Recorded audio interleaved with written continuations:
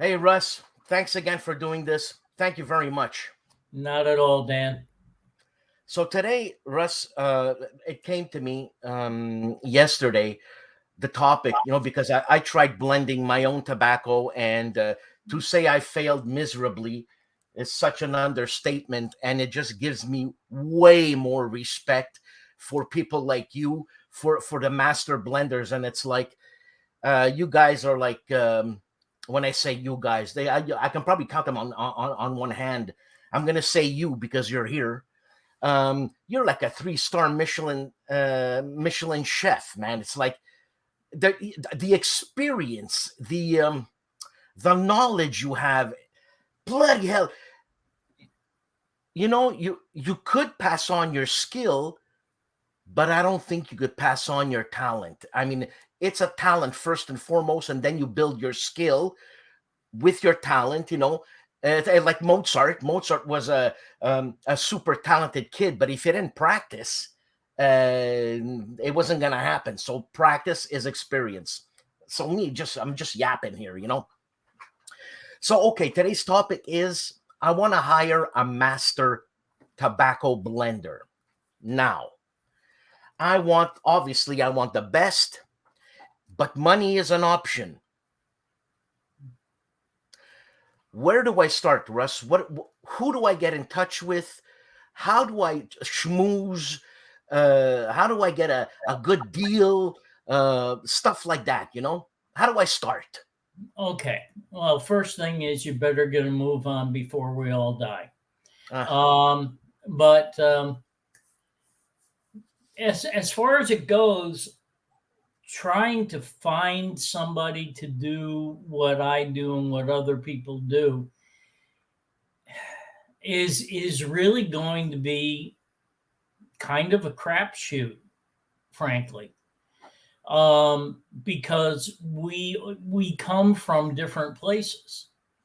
Um, for a long time, Carl McAllister was the master blender at Sutliff. Um, he came into the business and worked his way up through the factory, and he had the ability, borne out over a long period of time, that he understood the tobacco and the flavorings and everything else to be able to do the job. Um, but on the flip side, you can take somebody like Jeremy Reeves at Cornell and Deal. He was a chef and learned the business once he came in, but they trusted his palate enough to be able to do the work. In my case, it was kind of a mix. I came into the business at a time when the pipe tobacco business was still fairly robust. And so it was fairly easy for me to get information. Um, and I've always been flavor oriented. I cook a lot and that sort of thing. And so as I learned more about tobacco, I learned how to relate it to food. Um, and so we come from a wide variety of different viewpoints um, as to how you're going to find somebody to do it, because the industry is so thin today.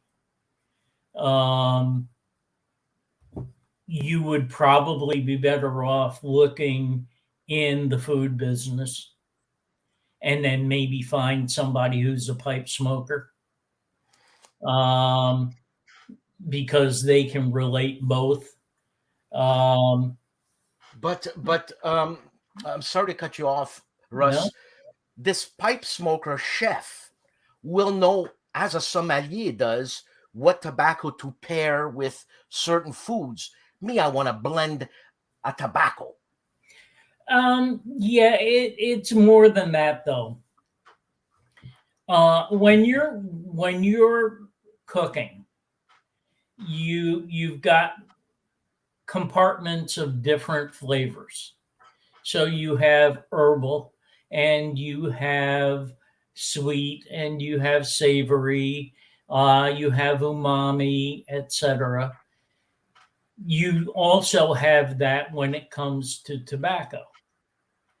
And so, if somebody has the palate to be able to create a good meal, if they have any understanding of tobacco at all, they can do the same thing. The only thing that the the person coming out of food wouldn't have is the burning characteristics, that sort of thing. They there you need some knowledge. Um, you could make a wonderfully sweet Virginia blend, but if you don't understand the nuances of the tobacco, you could wind up with something that tastes wonderful, but burns like a furnace. So it does take some expertise in both areas. Um, Now, now with your experience, and we're talking about, I'm going to talk about the synergy that happens between two tobaccos. Um, this person who's going to blend it, Russ, let's talk about you, okay? You're going to blend it. I'm assuming your experience blending this tobacco with that tobacco, you know what type of surprise flavors you're going to get. Is that right? And does it happen that when you blend a certain tobacco with another tobacco, you get an off synergistic flavor? Boy, it's a lot more complex than that. Um, do I know that in blending two tobaccos together, what I can expect?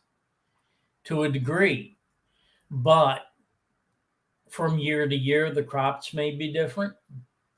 Um, I may be using a Virginia today that was grown 50 miles away from one that I used in the past.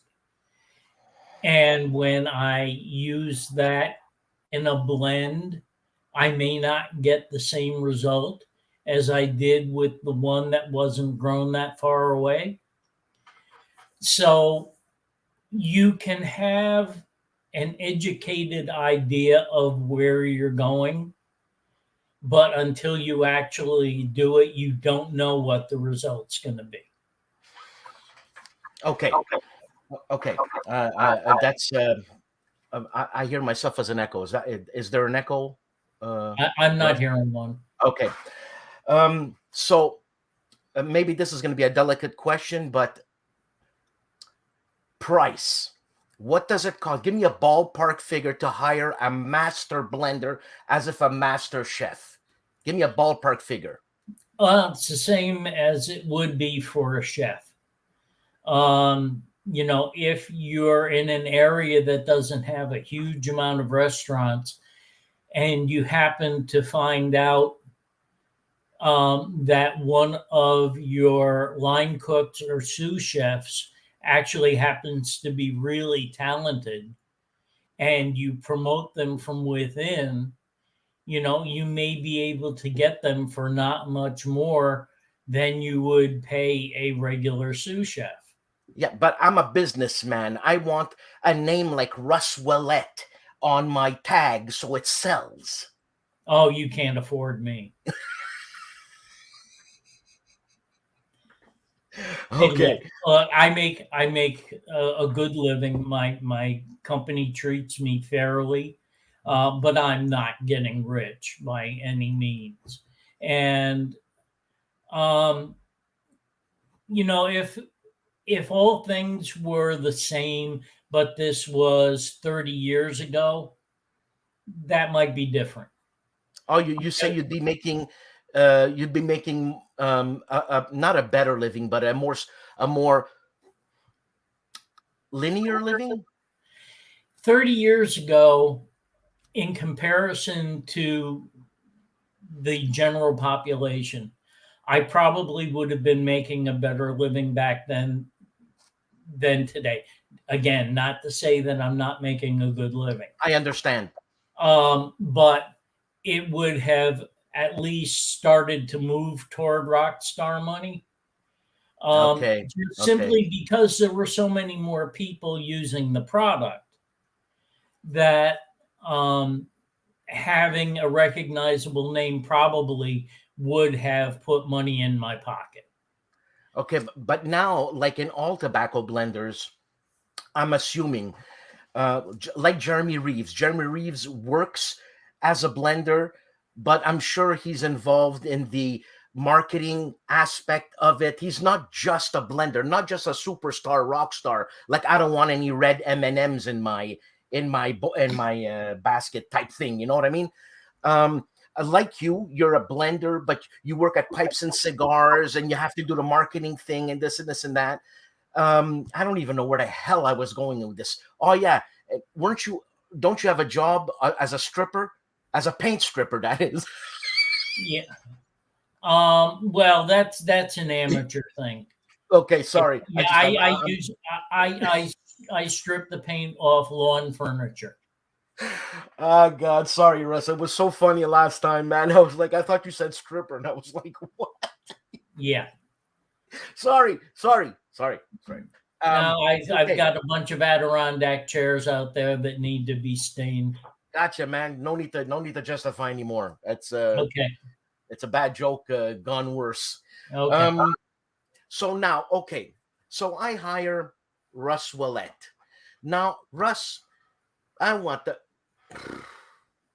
how much? What is the minimum amount of tobacco in poundage that I need for it to be canned, this and that, and all nice? It depends on who you're working with because obviously I don't physically do the blending myself. The quantities that I would need to make are beyond me. Um, I was doing all the blending for Hearth and Home until about 5 years into it, and then we got to the point where we were making about 10,000 pounds a year, and at that point, it was just not something I could handle anymore. Okay, I don't understand. Why would you be doing the physical blending once you've created a recipe? Isn't the recipe there and Jack Frack can do it? Um, you've got to you've got to be able to keep an eye on certain aspects of the tobacco you're using that somebody just mixing the tobacco together would not notice. They wouldn't notice if there was a significant difference in the color. Um, if the aroma was off, that sort of thing. That's something that I could do, but on average, most people wouldn't be able to. Yeah, So but I the had to recipe the physically recipe do it. is the recipe is there. 30, 30, 30, 20 or whatever. Yeah, okay, that's 30, 30, 30. But this year, the farmer you're buying your beef from has had a bad year. So now you've got to go 150 miles away and buy beef from a different farmer. Look at that. Look at that, eh? I okay, so I'm glad there's integrity there. I'm glad they just don't use anything. You know what I'm saying? Yeah. And do you have to use I'm a different company. I want you to blend my tobacco, but this is my budget, and you don't have to use the best quality stuff. And we'll put some a nice topping on it, and it's gonna taste like apples. Does that happen?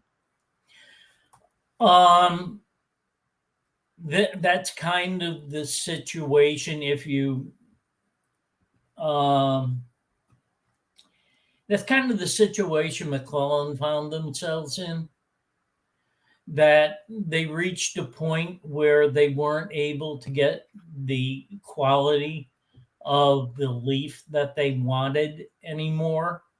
and because they knew it was going to uh, negatively affect the quality of what they were producing, they decided to walk away rather than to try to cobble it together. Um, But couldn't they have just ended the line that they could not get that tobacco anymore and start a new line and say, "Hey, it's over. Here's the new one." well, I'm sure that there was more to it than just the red Virginia, which is the big issue. It was the red Virginia that they used to be able to get, they couldn't get anymore. I'm sure there was more to it than that. Okay, okay. But that was probably what turned the light on for them. That helped them make the decision to walk away. Um, can you do things if you have to substitute to modify the blend so that it's not as noticeable? Sure. Yeah, you can. Is it going to be exactly the same? Probably not. So what's the percentage of people who will notice this? Well, kind of hard to say because there aren't that many of us doing it anymore. Um,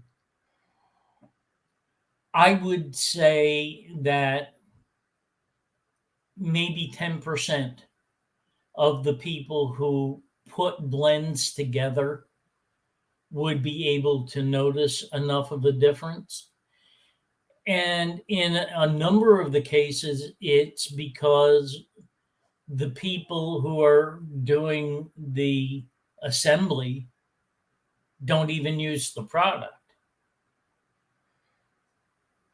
Yeah, but There's they're using machines, man. You know what I'm saying? It's just like I said, Jack Frack getting paid $15 an hour, press a button or something. To some degree, but I find it hard to believe that you can do this in any kind of volume without some knowledge of the product you're working with. Even Okay, if well, even if you don't smoke, just years of experience would tell you from the smell right, exactly. that there's something not right about this particular leaf. Now, not naming names, I don't want to name any tobacco companies, even though they're massive, but a massive over-the-counter tobacco company will do a Cavendish blend.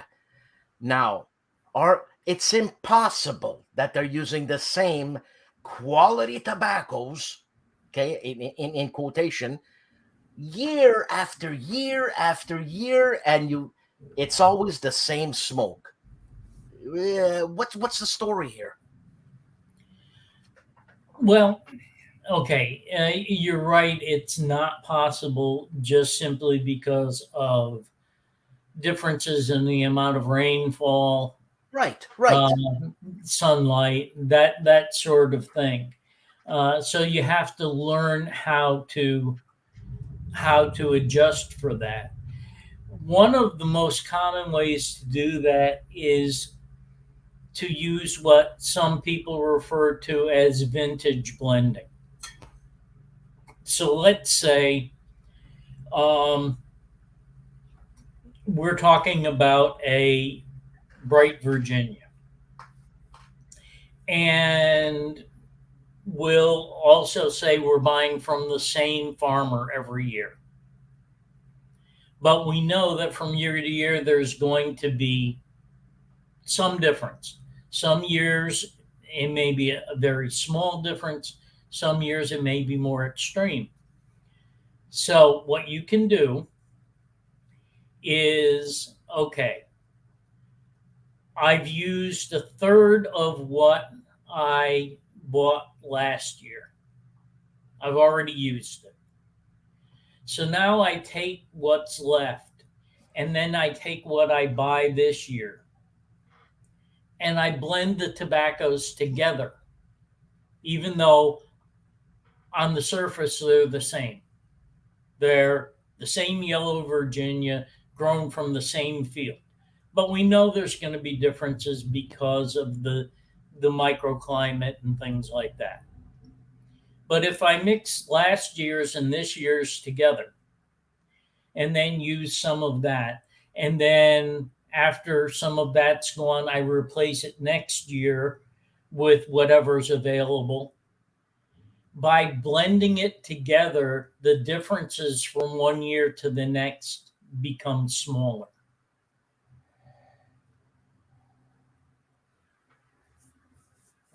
Are you following me? Yeah, oh, I'm following. I'm following. Because this year's sweeter, next year's not as sweet, but when you blend the two of them together, you hit kind of the mainstream. And Kind of. and you keep doing this year after year, and the differences are small enough that the consumer really won't notice a difference because it's a blend. It's not this pure leaf. It's a mixture of leaves over a few years. And so it becomes more homogeneous. And so there's less of a noticeable difference as you go from one year to the next. So a tobacco producing company that's been around for 100 years, and let's say we still had magazines, which I miss magazines, seriously, it was a lot of fun, and there's an advertisement and it says 1900, same blend, 2022. Now, can we call bullshit on that? Not necessarily. I mean, the recipe itself may be exactly the same. Are the tobaccos exactly the same? No, no, Same because great taste. they change every year. But if the proportions are the same and it's the same kind of tobacco, they're not lying. But will the tobacco today taste the same as from 1900? No, Impossible, impossible. impossible. And for a number of reasons, not the least of which is manufacturing techniques have changed over that 122 years. You know, you go back to the 1950s, and when you bought a package of pipe tobacco off the shelf, odds are that that tobacco had 3 to 6 months aging on it before it ever got to you because of the process, because of shipping, because of all that. That tobacco had been sitting for a longer period of time, so it had a chance to marry more and it had a chance to mature further. Today, the process of manufacturing and getting the product on consumers' shelves at home, it's a lot quicker. So the tobacco hasn't had as much time to mature further as it would have back then. Obviously affecting the taste. Of course. Obviously. Yeah, yeah, yeah. Okay, so getting back to the minimal amount of pallets I can buy. What is the minimum amount of pallets, does that differ from McBaron to a Sutliff to a STG? You know what I mean? Does it differ? Do they have Oh yeah, different? yeah. No, it varies. It varies widely. One of my sources, if I come up with a new blend and I want to have it produced, Yeah. I have to buy a minimum of 1,500 tins. Are there companies that would make less? Sure. Yeah, there are companies that make less. But today it's further complicated by the fact that you have to take regulations into consideration. Oh, for Now, God's sake. the manufacturer is responsible for certain aspects of that. They have to use approved items in the making of a blend. So the manufacturer is on the hook for that. So, Um, but any new blend that's blended, it has to be approved by the FDA, right? in the U.S., yes. So that means I'm paying for that. The blender's not going to pay for that. Um, Actually, it's hard to say because nobody's going to do it And why? because they would have to pay for the testing. The testing there, I don't believe anybody is bothered to have a new blend tested yet. But my understanding from the people who know is that you're looking at a minimum of $30,000 per blend That's ridiculous. for the testing. So that being the case, you've got to be pretty damn sure that you're going to sell a ton of this stuff. To recoup first your 30 grand. Exactly. Exactly. And we're not So, even talking the tobacco and the labor and the whatever, man. I mean, somewhere there's probably a pipe smoker with enough money and with the desire for a new blend that they would consider spending that money to do it. But let's say they decide that they're going to, and they're going to do this as a commercial venture. They're going to have a tobacco blended for them, and they'll pay the testing and all. And they decided that they wanted to come up with a pipe tobacco that smelled and tasted like dill pickles. I buy it. Okay, so now you're an individual. You pay a blender to come up with this, and then you have to pay the testing, and you have to work with the manufacturer to produce it after the FDA has said okay. And then you find out 30 people in your entire audience would buy a dill pickle flavored tobacco. So you spend $30,000 and you sell maybe 10 packages. So you're out $29,970. Oh, that's just in licensing. That's just in getting the SKU, man. Yeah, I mean, it's as far as who gets in trouble for lack of testing and stuff like this, my understanding would be it's whoever brings it to market. So you go ahead and you pay for the testing, and you pay for everything to be formulated, but you're the one now who's going to actually bring the product to retailers to be sold. If there's something wrong in the method that you used for testing and everything else, as the person selling it, you're the one that's on the hook, So not the right. So okay, I'm gonna obviously find a distributor. Yep, So they're gonna take their cut. yep. So I'm not gonna be buying that pink Lamborghini that I wanted anytime soon.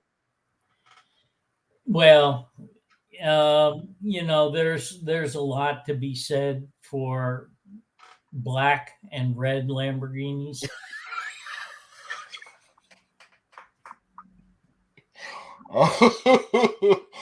uh, um, this is actually quite disheartening, this conversation that we're having. And would you, like, basically, are you saying, or are we saying, start hoarding your tobacco now? Um, I wouldn't go that far.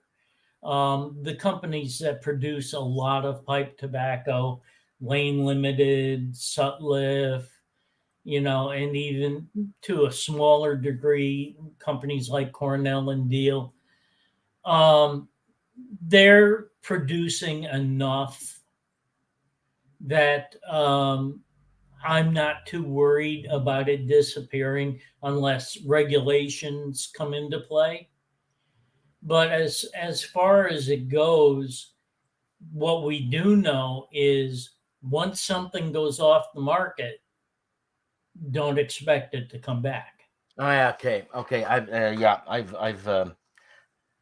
I've noticed that. Bloody hell. Now, going back to blending, I had blended my own tobacco.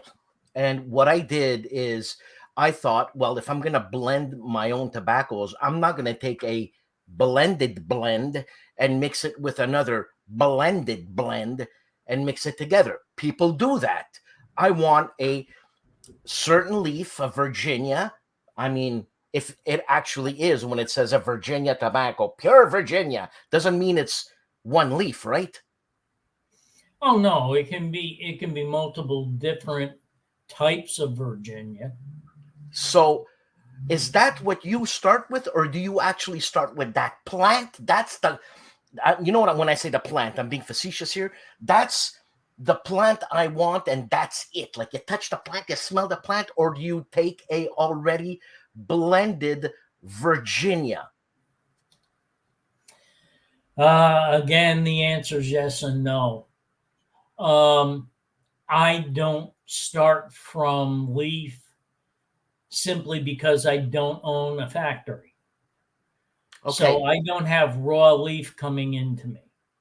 Um, but at the same time, I can go to the factory and they will say, okay, here's this yellow Virginia, and here's this yellow Virginia, and here's this red Virginia. And these are all the different types of Virginias you have access to. So now I will sample each one and look for the flavor profile I want and say, okay, we're going to blend this one and this one and this one. And these are the proportions. okay. So those Virginias that you're smelling, those different crates of Virginias, could be already mixed and matched with other similar type Virginias. Is that right? Not in my case because I won't work that way. Okay. But at the same time, yes, there are going to be different different people are going to approach it different ways. Uh-huh. Um, some people are going to be fine saying, okay, I want 2/3 bright and 1/3 red, and they're okay with that. Whereas um, I may want 1/3 old belt bright and 1/3 Ohio grown bright and 1/3 red that came from South Carolina. I mean, if those are what's offered to me, I'm going to get that specific. But some people don't need to be that specific, especially if they're working with top dressings, Right, right. because you don't have to be quite so precise in the blend if you're going to cover it up with flavorings. I got you. Now, in your experience personally, do you have to smoke all these tobaccos, or do you know by smelling it? You know 100% this is what it is. This is what it is. I've got to taste it. Seriously. Yeah. Yeah, I'm not trying to put together a new blend without having tasted the individual components. And then once you've done this one third, one third, one third, uh, do you think of what type of cut you want this to be? Do you want it to be a flake? Do you want it to be a crumble cake? Or do you want it to be a shag or whatever? Blah, blah, blah, blah. Yeah. Typically, for me, as far as the cut goes, that's determined on the smoking qualities of the particular tobacco. So you'll notice that in some of the Virginia blends that I've put together, I will on occasion use what's referred to as a flake cut, not a flake, but a flake cut. And a flake cut looks like fish food that you would use for an aquarium. So they're kind of large square pieces of tobacco. And the reason I do that is Virginias burn fast, they tend to burn hot. If you make the pieces bigger, that forces them to burn slower. So you're compensating for the heat from the sugar content. You're compensating for the fact that the leaf is thin and tends to burn fast. You're making up for that by using a larger piece. Um, at the same time, you can also turn those into flakes or crumble cakes or plugs, which will also, depending on how the consumer preps it, will slow down the burn too. So Now, go ahead. now a flake. Don't you make a flake from a full leaf, or can you make a flake from a shag? No. That would be a crumble cake. That would be a crumble cake. When you use cut tobacco and press it, that's a crumble cake, because all you have to do is take a pinch and it'll break apart in your fingers. But you rarely use whole leaf when making a flake either. They normally use what's referred to as threshed leaf. So they have machinery that will basically vibrate the leaves to cause the big vein in the leaf to separate. Right, to give you You a wind frog up leg with, thing, right? yeah, you wind up with big pieces of tobacco, but they're not the whole leaf. I gotcha. I gotcha. You've gotten rid of that main rib. And so that's what you would typically use for a flake, but not always, especially in the Lakeland type tobaccos. You'll occasionally notice that they refer to um, something as a bird's eye tobacco. Mm-hmm. And bird's eye means that they leave the rib in.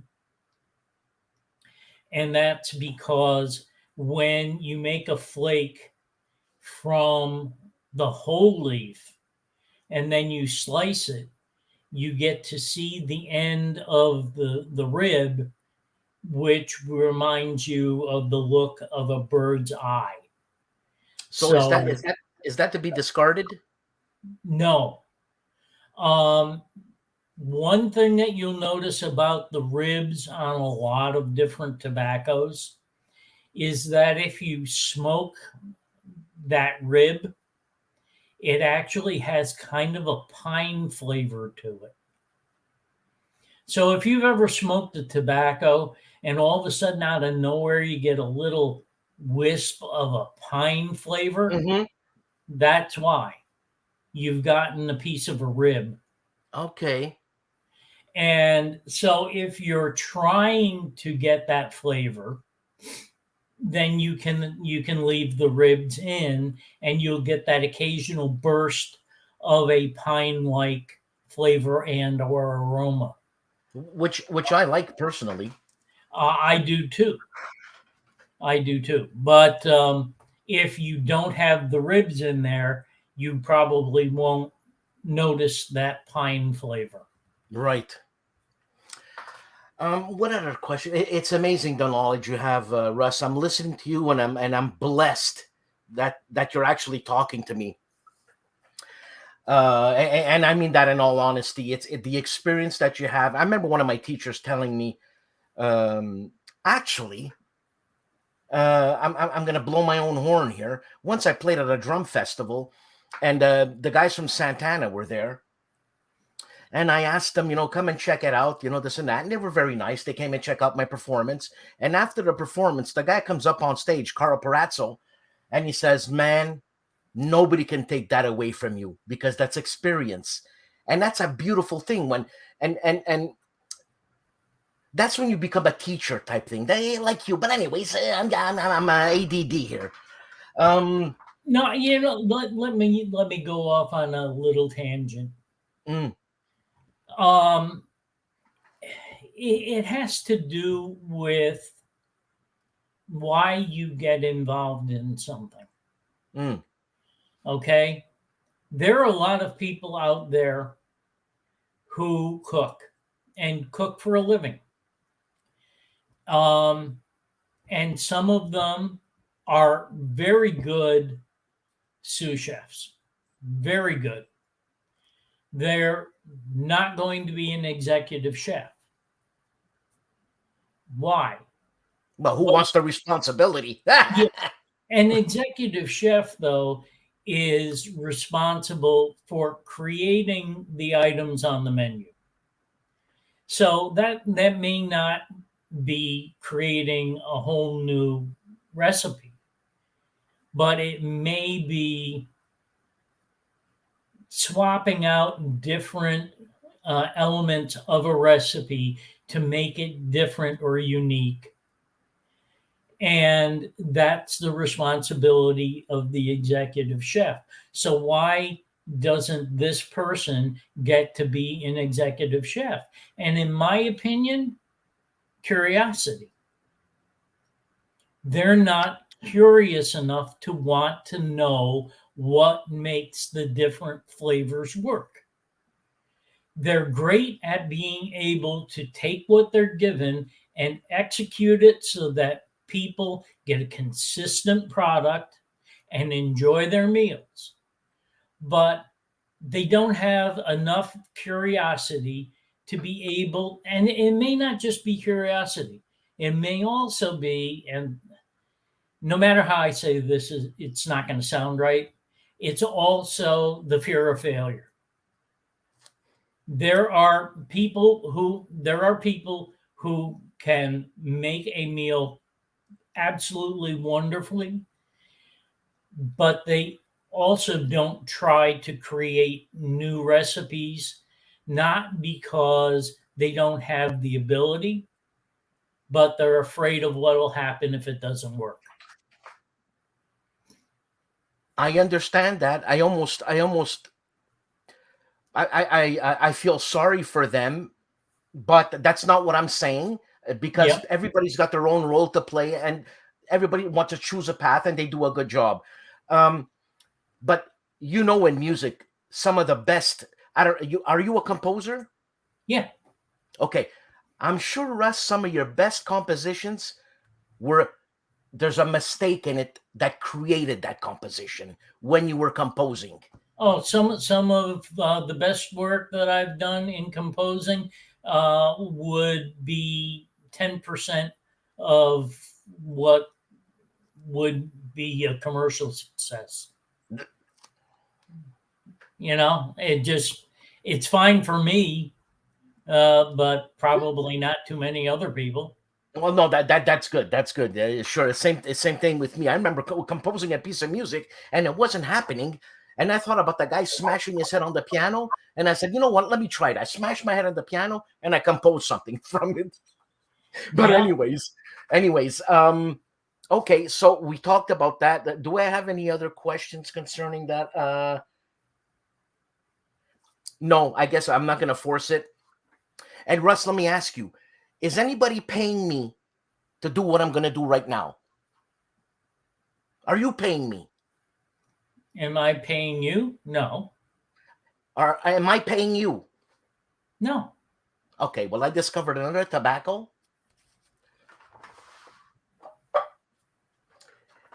And it's this one here. Okay. Okay. And it's too bad that you're Russ and you are the blender of this tobacco and this is your baby, this and this and that. And I said, you know what? I speak to Russ a lot. And without knowing it, I said, I probably don't have a lot of Russ blends, you know? But then I found out that Russ, you blend everything. Your name is everywhere. Everywhere. Everywhere. You know, you're like General Foods. You're there. Anyways, that's not what I'm saying. I'm not comparing you to General Foods. But I smoked this one, Smoky Mountain. It blew me away. It blew me away. Either I have your palate and it's really something, but this, look, I'm getting shivers thinking about it. Um, as soon as I tried it, I had a regular meal, whatever, and I tried it, and it was right away. I got all the notes. I got the top, middle, and bottom notes all in a shot, and I was like, "What the hell is this? How come? Why? Why is it always Russ's name that freaks me out? I mean, there's other blenders that freak me out too, but yours, it stuns me. It's like, what the hell? Like the Viprati. The Viprati was like, what the hell is this? So how come? And am I right to say, Russ, you're more of a, and please correct me if I'm wrong, okay? You're more of a savory type guy than you are a sweet guy. Am I wrong? Oh, I don't know. There are some people who think I'm fairly sweet. Oh, for God's sake. But no, you're right there. I don't do a lot of aromatics, for example. That's just not my thing. But also, if you're noticing some of these differences with what I've done, you also have to bear in mind that the stuff of mine that you're smoking has all been created in the last 20 years. So there are tobaccos that you smoke that have been around for 100 years, but not my stuff. So anything of mine that you try has all been developed in the last 20 years, meaning that they've been used with contemporary tobaccos. But a lot of tobaccos that are on the market have had to have been reformulated over the years because they were originally created from tobaccos different than what's available today. So, um, so if you tried one of mine, you know, 12 years ago, it's still going to be relatively the same because things haven't changed all that much in the 12 years. But you're going to find some people who smoke Escudo, for example, today, and they're going to say, well, yeah, but I smoked it back in the 50s and it's not the same. Well, of course. Well, I'm gonna say, is that relevant? Is it even relevant? It's like you're gonna buy a tomato a year ago, and you're gonna buy a tomato today. It's different. It's only relevant if you've been smoking the same tobacco for the last 50, 60 years. Oh, okay, okay. Then it's relevant. Well, I kind of You know, I feel bad for them that they're smoking the same tobacco all the time. It's like, but in this instant, you got to jump the fence but sometimes. but in more than 90% of the circumstances, that's what we deal with in the business is people who have been smoking the same tobacco day in and day out. So right away, I would not be interested in going into tobacco business just for that. I'm the type of guy that wants to try this scotch, it's got this, and try that one, it's got that. No, just give me my JD, you know? Yep. I mean, Which is that's nothing wrong with JD. There's nothing wrong with JD. I had a bottle yesterday. I mean, I bought a bottle yesterday. I didn't have a bottle. right. Uh, Yeah. But okay, so go ahead, Russ. Sorry. but we know that 90 to 95% of the people out there pick one tobacco and stick with it. We know that. I mean, I can prove it by our sales. Okay, not interested in joining the club.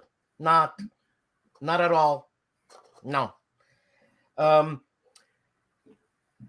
is it possible that I'm beginning to recognize Russ Willett tobaccos without seeing the label? Is it possible? I suppose it's possible. Um, if that's the case, though, that means that I failed. Okay. Okay, good. I never thought about it like that. Oh, okay, great. I don't want people to be able to try a tobacco and say, "Oh, that's one of Russ's." Not even by the blend percentage, No, nothing. no, because that means that my thinking's gotten stale. Okay, good. I'm glad you said that. That puts that kicks me in the butt. That lowers my arrogant status. You, you know what I'm saying? I really don't want that to be the case. There are times where I'll take Latakia, which is obviously a very dominant type of tobacco, and I will approach a new blend with the idea that I want people to question whether Latakia is in it or not. Really. Yeah, I want to hide it behind the curtains. So what's the percentage? 0.5% Latakia, for God's sake? You can get there in 3 to 5%.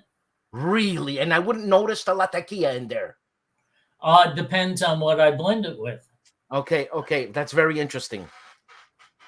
If I were to blend it with dark burley or dark fired Kentucky, 3 to 5%, you may not notice Wow. Okay. because those other tobaccos are fairly assertive in Strong. flavor. Right, right. You'll notice it, but you don't know why you notice it because it's become part of the whole. Synergistically mixed. Yes. Yeah, Yes. the stuff I'm learning, man, I'm flipping out. I'm flipping out, but I don't want to go into tobacco business. Russ, I don't want to take up too much of your time again. Thank you very much. Don't split. I got some questions to ask you that are questions. Okay. And thank you very much, Russ, for doing this. I really appreciate it. Okay, I'm a little I'm groveling here for God. I can't even. I don't even know how to speak. For God's sakes, thank you very much, Russ. You're welcome.